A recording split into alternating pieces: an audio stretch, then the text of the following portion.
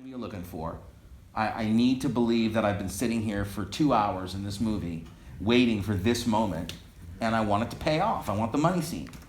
So we know that mind is going to have to be totally blown, and you have to be electrified and energized and amped when this happens. How are you going to do that to prepare for next week on Wednesday? What are you going to actually do to get there? My way is just I have to convince myself that this is what's happening. Okay. All right. So that's one step. That's one step. I agree. That's one step. Okay. So let me just time out. So to build on that, what you're talking about is working that imagination muscle. Yeah. Okay. Now that's what sense memory is for. Okay. If you want to practice and develop your imagination muscle, that's something that you can practice. Is imagining. Okay. Now I'm holding something, a plate of cookies. And my brain is operating on that imagination muscle, how it feels, and doing little stupid exercises like this help you work that muscle so you can stay in it longer. Okay. But what I'm looking for when it comes to the answer is, I'm looking, number one, you've got to do the breathing exercise with shock. Okay, now this is going to be really hard because we're in the money scene. That means you're going to have to breathe. You know the breathing exercise. I've seen you do it in here. But remember that you're going to have to stop many times because you're going to be so lightheaded. So what you do is you breathe heavy with shock. For example, when she says, he says that line, I told you not to tell her. Okay, at that point, your emotion is shock, and your objective is to not faint or to not lose it, whichever one you like. So first, what I'm going to do is make sure I do that breathing exercise with shock while those lines are going on, while I hear his lines in my head, and I'm saying those lines. This is an exercise to train my body to be lightheaded, so that when I'm in the scene, it will automatically, through muscle memory, be lightheaded. So that's that's what's behind this exercise. What I'm saying to you is, I need you to have the same quality as if you went and ran a marathon. Like if I ran in place and then I just stop, I'm amped, right? Like I have that amped electric, right? Yeah. I need that in my scene. And I'm saying to you, I need that on my scene, but you can't go like this in the scene. Yeah. People would be like, what the fuck is this movie? It would be weird. I mean, I guess in this movie it's possible because he's so schizo.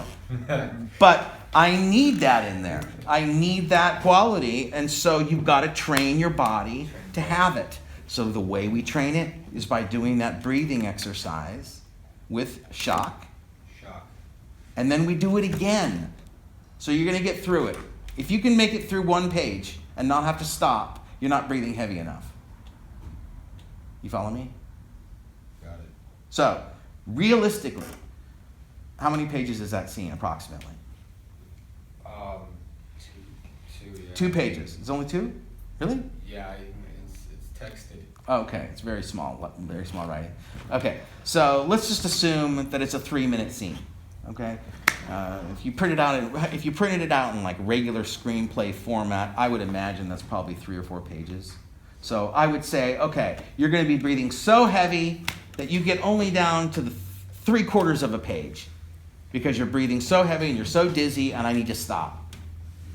Okay, so now I stop and I kind of gather myself and then I pick it up from right there. I breathe heavy, heavy, heavy, heavy and start doing the breathing with the next chunk of lines. Yeah. All right? And I keep doing that until I get to the end. And then I'm going to do the same exact thing again, but I drop my objective in with it, because now I'm training my brain to work with my body. Make sense? Makes sense. And then, of course, what you said, you have to convince yourself that this is happening. Absolutely. So that's part of it as well. But my belief is that if you only work the imagination muscle, it's a very scary thing to rely on if you don't practice the scene ahead of time. Because you're just basing your audition on the whim of the wind.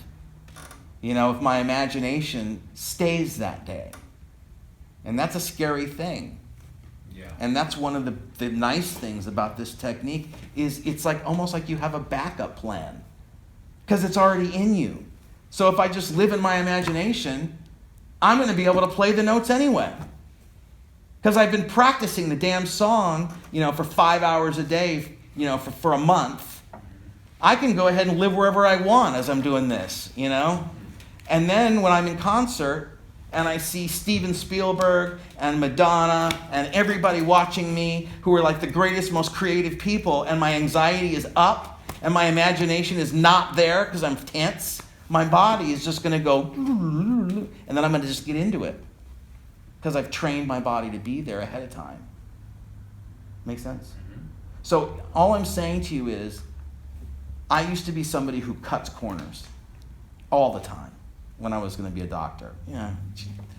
I hated it. In any case, this is one thing you cannot cut corners in, and that's one of the things I like. You just can't. Yeah. If you don't do it, you don't get the reward. It's totally simple. And I can tell, because I'll ask you, did you do the breathing? You didn't, did you? No, I didn't. Right? So it happens all the time, and all I'm doing is looking at your eyes. Go watch a great movie. Look at their eyes. See how intense they are. It has to be there for me to believe it, or at least make it captive.